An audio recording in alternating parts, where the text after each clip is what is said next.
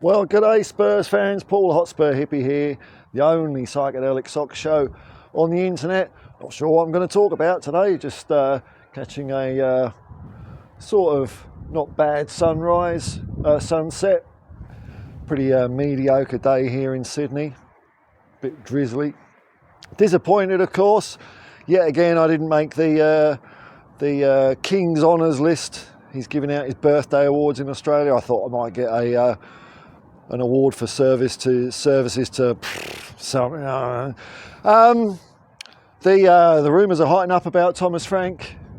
According to those in the know, or maybe they don't know, Thomas Frank is more than happy to come to Spurs, and why wouldn't he be? What a fine institution we are. So I guess it's just, can we sort something out with Brentford to take him off their books? So, in my experience, that is no done deal. But I'm excited, man. I saw Alan Pardew say, well, if he comes to Spurs, is there a chance maybe we could get Mbeumo or Mbumo, which I'd be more than happy with. Now, I don't know much about players that don't play for Spurs, but every time that cat's played against us, he's had a bloody good game. So I'd be all for Mbumo. What's the other thing I was going to say? It's bloody freezing up here. Yeah, I'm excited. I'm over the grief. Maybe it's because I'm a grumpy old man, and I've seen plenty of players and managers come and go at Tottenham, and yeah, I'm sad at the time, but I get over it. Fans like you and me, we're here longer than any owner, any player, any manager. We love them while we're here, and then we love them when they come back a few years later in a suit with all their old teammates. But I've just been through it so many times, not in a bad way, but I was there for Glenn Hoddle's last game. I used to love watching Glenn play. Scored a great goal against Oxford United and went bonkers in front of the shelf, and we all went nuts. But it was a sad occasion. It was bittersweet because you don't know, he's going. Same I felt with Ozzy, Steve Perryman, and then managers. Maybe looking back with the benefit of hindsight, I wouldn't feel the same way. But David Pleat was a bit of a blow because we seem to be getting on a bit of a roll there. That's when the transition years really started kicking in. I mean, we had Terry Venables for a bit. Terry Venables, another manager I was sad to see go, Martin Yole. So maybe I'm just used to it. Maybe I know how to deal with the emotion of losing someone that's, they don't know us from a bar of soap, but they kind of become part of our lives as supporters. We, when you see players out there on the pitch playing well, they're expressing themselves as human beings, and I like to think you get a sense of the men they are, the people they are.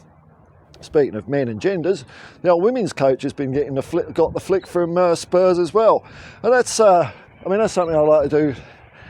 God, it's cold. If the YouTube channel keeps building, I would spend the time watching more academy games and the women's game. So it looks like there's lots of changes at Tottenham.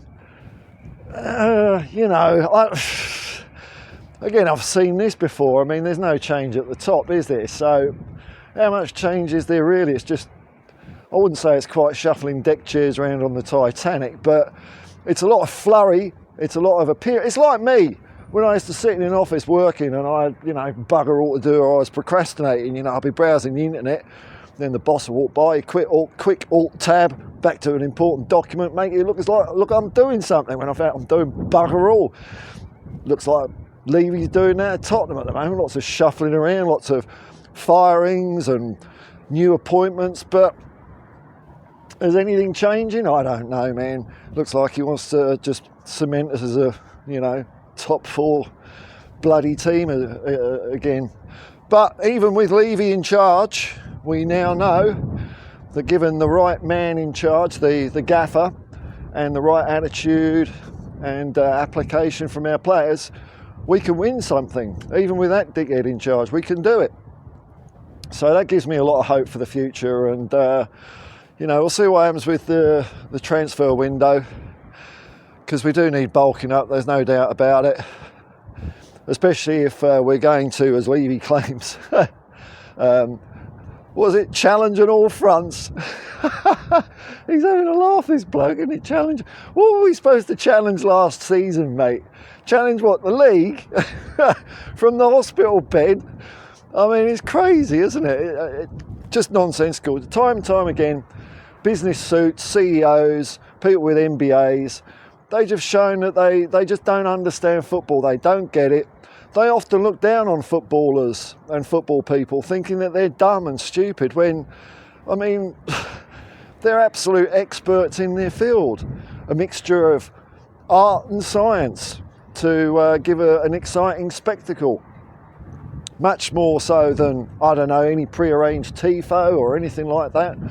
When you see a bit of blood, sweat and tears on the pitch, my mirror neurons fire up. I like to pretend it's me out there on the pitch. Got no right to do that, can hardly kick a ball.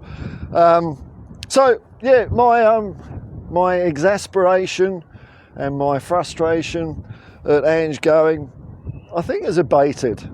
Sounds a bit callous, doesn't it, considering how much I wanted him at the club. But he's not there anymore. There's nothing I can do about it.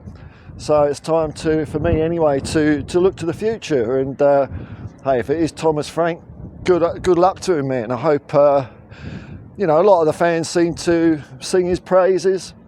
I like the way he presents himself. As for his football, I'm not sure. I'm sure he can do a job. I'm sure he can do a job. It's just that the only time I've seen Brentford are when they're playing us, and we usually beat them. But I reckon in Mbumo, we'll take him off their hands. That'll be good. Oh my Lord, was it worth coming up and watching the sunset and doing a video? Oh my Lord, it's so cold. So much for global warming. Oh yeah, Prince William says we've got to look after the planet. Well, Prince William, after you, sir. When your carbon footprint's less than mine, you can have a free ride in my hybrid while you're not flying around in your private jet. I'll pick you up from Sydney Airport. I'll drive you anywhere you want, knowing that you won't be hurting the planet. There's not many other rumours and speculation around at the moment at Tottenham. I mean, it's no surprise.